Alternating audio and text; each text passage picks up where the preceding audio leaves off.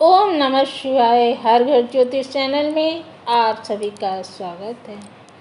मैंने आप सबसे कहा था कि आप सभी लोगों को 16 दिवसीय लक्ष्मी व्रत किस तरह से करना है, उसकी संपूर्ण विधि आप लोगों को बताऊंगी, ताकि आप सभी लोग अपने व्रत को पूर्ण कर सकें और अपने अपने घर में माँ लक्ष्मी का स्थायी निवास करा सकें। माँ लक्ष्मी को प्रसन्न करने के लिए सबसे पहले जो है माँ का पूजा और उपासना करनी होती है। कलयुग की देवी महालक्ष्मी है, क्योंकि इस युग में लक्ष्मी ही सर्वोपरि है। लक्ष्मी के 8 स्वरूप हैं, जिन्हें अष्टलक्ष्मी कहते हैं। बिना लक्ष्मी के इस संसार में कुछ भी संभव नहीं है। इसलिए सभी लोग अपने अपने घर में माँ का स्थायी वास करवाने के लिए अगर व्रत रह सकते हैं तो आप सब लोग व्रत रहिए, और अगर व्रत नहीं रह सकते हैं तो 8 दिन आप सभी लोग ज़रूर से ज़रूर माँ की उपासना करिए। अगर व्रत रह सकते हैं तो व्रत में आप सभी लोग कुटु काटा, सिंघाड़े काटा, फलाहारी भोजन खाएं, फल अवश्य खाएं, क्योंकि अपने शरीर को भी स्वस्थ रखना होगा। ये व्रत 31 अगस्त से शुरू हो रहा है। 31 अगस्त को राधा अष्टमी भी मनाई जाएगी। इस दिन राधा जी का जन्म दिवस है, जो स्वयं पर ब्रह्म है और उनका एक अंश लक्ष्मी जी में समाहित है। राधा अष्टमी में राधा जी को वस्त्र पहनाएं। अगर मूर्ति नहीं है तो आप सब लोग जो है फोटो में उनकी तस्वीर में वस्त्र चढ़ाएं और जो है पंचामृत का भोग लगाएं। घुइयाँ जो राधा जी को अत्यंत प्रिय हैं, उसकी सब्जी और पूड़ी का भोग उन्हें लगाएं। ये आप लोग बिना लहसुन प्याज का ही बनाएं। माँ लक्ष्मी को भी जो कुछ भी आप अर्पण करें, भोजन में जो भी भोग लगाएं, वो भी बिना लहसुन प्याज का होना चाहिए। सर्वप्रथम अगर आपके पास लक्ष्मी जी की मूर्ति है तो बहुत ही अच्छा है, और अगर मूर्ति नहीं है तो आप लोग लक्ष्मी जी की तस्वीर रख लीजिए। लक्ष्मी जी की मूर्ति को पंचामृत से स्नान कराएं। पंचामृत भी संभव नहीं है तो आप सभी लोग माँ लक्ष्मी को गंगा जल या स्वयं घर के जल से स्नान करा दीजिए। उन्हें 7 वस्त्र पहनाइए।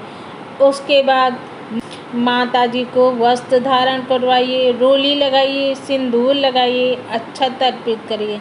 माँ को 16 श्रृंगार की वस्तुएं भी भेंट करिए, जिसमें मेहंदी, लिपस्टिक, रंग और सिंदूर, बिंदी, माँ के माथे में बिंदी भी लगाएं। इस तरह से माँ दर्पण, कंघा, इस तरह से जो 16 सुहाग की वस्तुएं होती हैं माँ को अवश्य लगाएं। माँ लक्ष्मी को पान बहुत प्रिय है।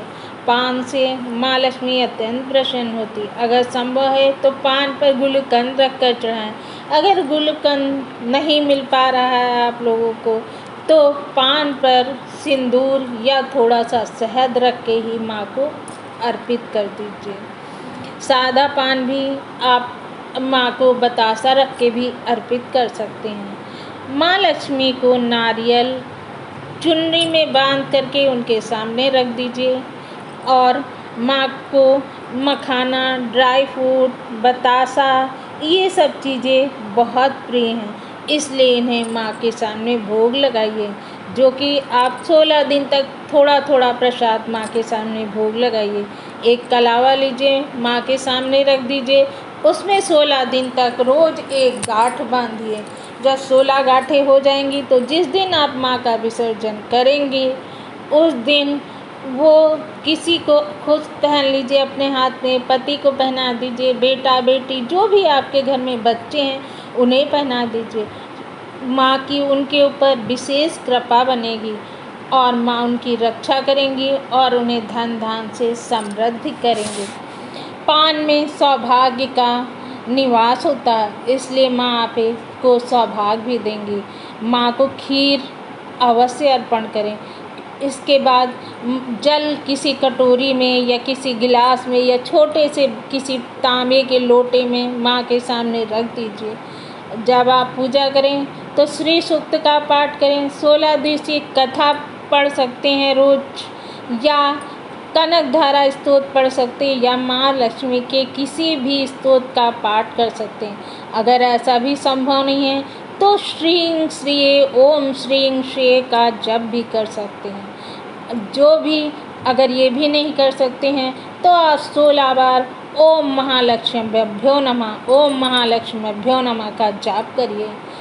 ऐसा करने के बाद जब आपकी पूजा पूर्ण हो जाए तो आरती करिए। आरती के बाद सुहाग लीजिए और ये 14 तारीख को विसर्जन होगा, पूर्ण होगा।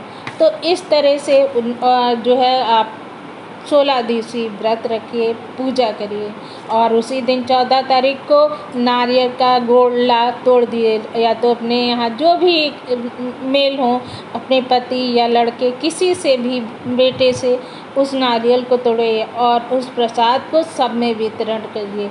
जो जल आपने रखा था उस जल को थोड़ा थोड़ा सब घर के सदस्यों को दीजिए।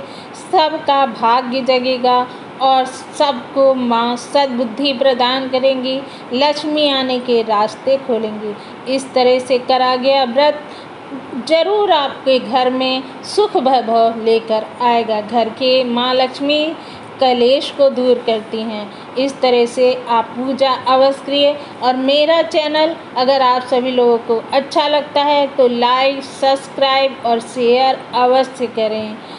आप हमें कमेंट करके बताएं कि किन किन लोगों ने ये व्रत करा। अगर आपके मन में कुछ भी उत्सुकता है और जानकारी के लिए तो हमें कमेंट अवश्य करें। ओम नमः शिवाय।